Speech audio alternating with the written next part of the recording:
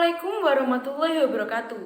Di sini, kami akan mempresentasikan hasil diskusi kelompok kami mengenai pelaksanaan program vaksinasi sebagai solusi pencegahan COVID-19 di Indonesia.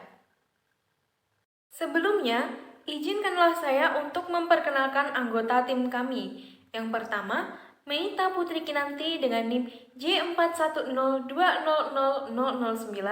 Yang kedua, Francisca Tiara Fitra Narantika dengan NIM J41020012.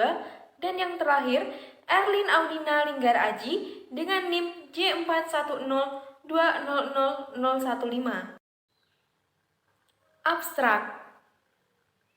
COVID-19 merupakan jenis virus yang memiliki sifat penyebaran secara kontagius, yaitu virus yang menyebar secara cepat dalam sebuah jaringan.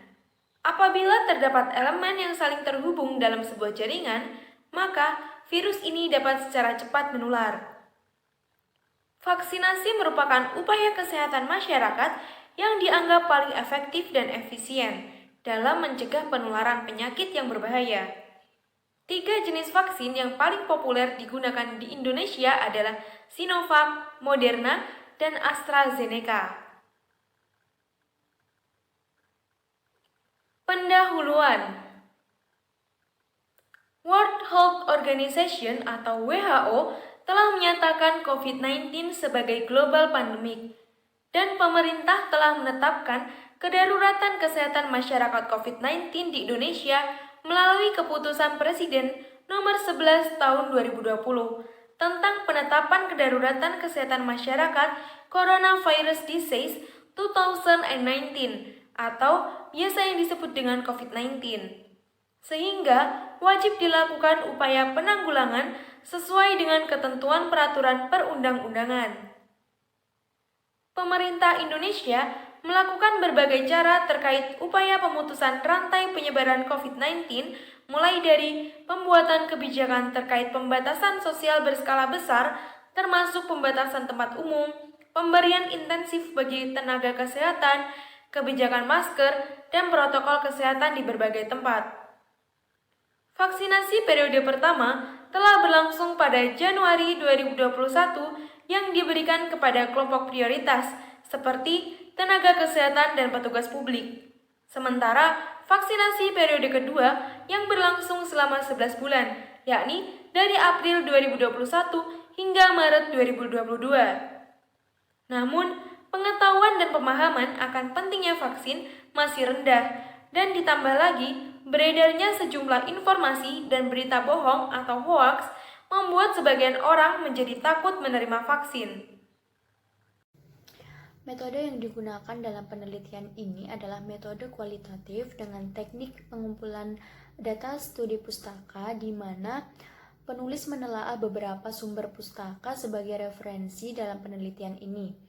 Teknik pengumpulan data berupa observasi, wawancara, dan studi pustaka.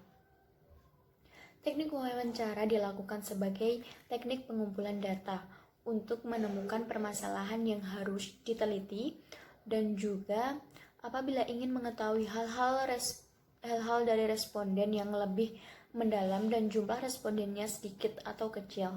Selain itu, metode yang dipakai di dalam penelitian ini adalah analisis isi dengan pendekatan kualitatif. Dalam penelitian ini, konten dipandang tidak sekadar sebagai teks yang berdiri sendiri, tetapi melihat konteks. Yang selanjutnya ada pembahasan. Nah, vaksinisasi sendiri adalah suatu proses pemberian vaksin melalui suntikan atau juga bisa melalui tetesan ke dalam mulut untuk meningkatkan produksi antibodi guna menangkal penyakit-penyakit tertentu. Vaksinisasi yang diberikan kepada seseorang akan meningkatkan kekebalan tubuh seseorang secara aktif terhadap suatu penyakit, sehingga apabila terpapar maka hanya mengalami sakit ringan saja dan tidak akan menjadi sumber penularan untuk orang lain. Dalam upaya penanggulangan COVID-19 ini, vaksinisasi bertujuan untuk meminimalisir penyebaran COVID-19, menurunkan angka positif dan kematian akibat COVID-19, lalu mencapai kekebalan kelompok atau biasa disebut herd immunity. dan melindungi masyarakat dari COVID-19 agar tetap bisa produktif secara sosial maupun ekonomi.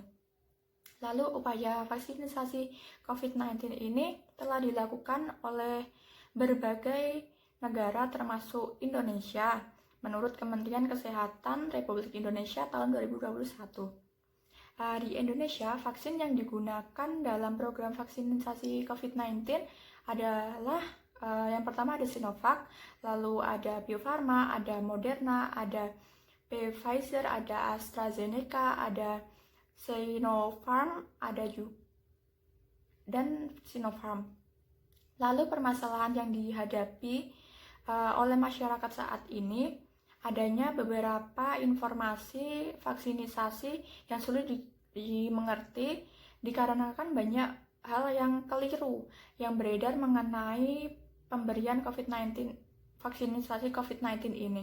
Tidak sedikit juga banyak yang meragukan kemampuan vaksin COVID-19 ini serta belum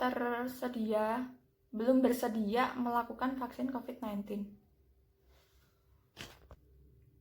Nah, salah satu faktor yang menyebabkan masyarakat tuh enggan untuk vaksinisasi adalah menyebarnya berita hoax. Nah, vaksin itu katanya berbahaya bagi kesehatan manusia, vaksin mengandung minyak babi. Terus ada juga yang bilang vaksin itu memiliki alat pelacak atau biasa disebut chip. Terus vaksin mengandung efek samping juga yang sangat tinggi sehingga menyebabkan kematian. Hoax semacam ini mempengaruhi masyarakat nih dan membuat mereka takut untuk divaksin. Sosialisasi merupakan salah satu upaya untuk mengakomodir dan memberikan informasi terkait dengan maksud dan tujuan kita.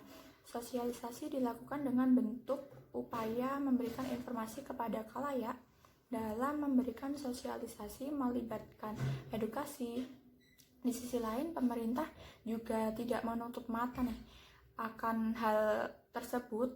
Sosialisasi secara massal dengan menggunakan komunikasi publik dan melalui saluran media massa, baik cetak, elektronik maupun digital, sudah dilakukan secara terus-menerus dan berkolaborasi dengan beberapa pihak berwenang. Berdasarkan hasil pembahasan di atas, dapat disimpulkan bahwa permasalahan yang dihadapi oleh masyarakat saat ini adanya beberapa informasi yang sulit dimengerti dikarenakan banyaknya berita keliru yang beredar mengenai pemberian vaksinasi COVID-19. Tidak sedikit juga meragukan keampuhan vaksinasi COVID-19 serta belum bersedia melakukan vaksin COVID-19.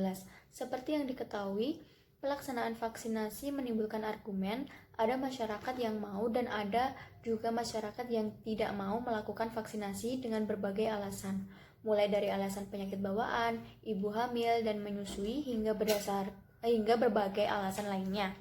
Pemerintah pun tidak menutup mata akan hal ini. Sosialisasi secara massal dengan menggunakan komunikasi publik dan melalui saluran media massa baik cetak, elektronik maupun digital sudah dilakukan secara terus-menerus dan berkolaborasi dengan beberapa pihak berwenang. Berdasarkan pembahasan saran yang dapat disampaikan, satu dengan kata lain, secara sederhana pemerintah sekali lagi harus melihat kondisi masyarakat lebih terbuka dan melihat pula kemampuan objektif masyarakat saat ini. Jika tidak mungkin, maka pemerintah perlu berkorban dan kondisi rugi sekalipun. Jika sudah ada keselarasan nilai seperti itu, maka 100% kesadaran masyarakat akan tumbuh atas kegunaan vaksin. 2. Studi lebih lanjut diharapkan seperti eksperimentasi elemen-elemen gambar dan pengaruhnya terhadap edukasi masyarakat dibutuhkan sebagai langkah lanjutan dari penelitian. Sekian presentasi dari kelompok kami. Wassalamualaikum warahmatullahi wabarakatuh.